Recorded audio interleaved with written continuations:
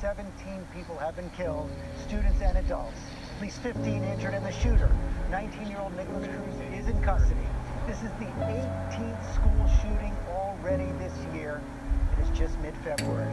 Our full team is here this morning. We're going to...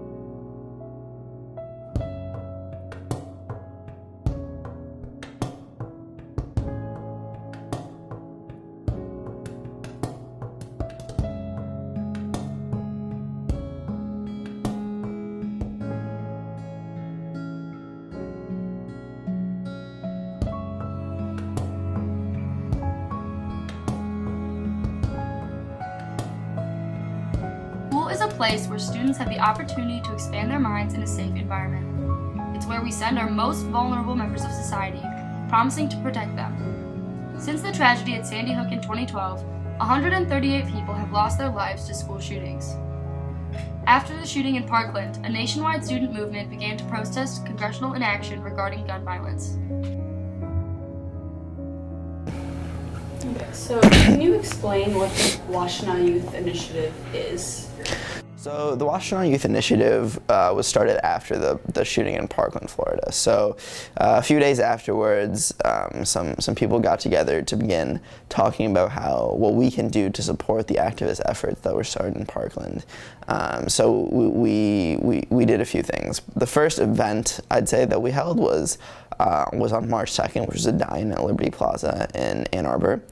We had around 200 people, and as time went on, there were more events. There was a big rally in Ypsilanti on March 14th, the day of the National Student Walkout, as well as large rallies at high schools in and around Washtenaw County. Really, the focus is to get people together to be caring about an issue, and ultimately to get them to stay engaged, because we're gonna reach them for 4 years, 5 years, 6 years maximum while they're in middle and high school. But after that, we want them to be voting. We want them to be active members of society and civically engaged.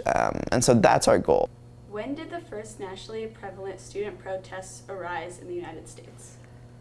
Well, students have always protested, but we often think of it as being heavily student in the 1950s. But we've had protests with students involved throughout the history of the United States. The ones that most people are familiar with are like the civil rights movement, some of the suffrage movements, and anti-war movements, and currently the Black Lives Matter movements.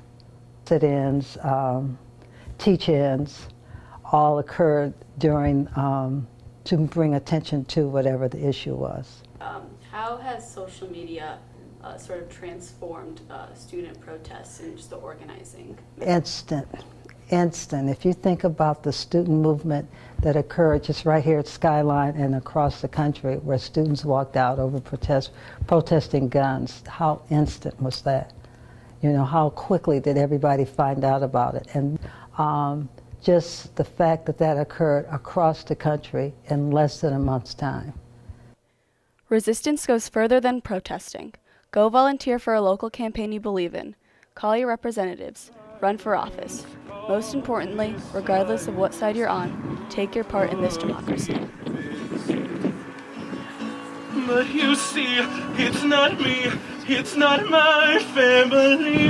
In your head, they are fighting with their tanks and their bombs and their guns. In your head, they are crying. In your head, zombie. It's in your head.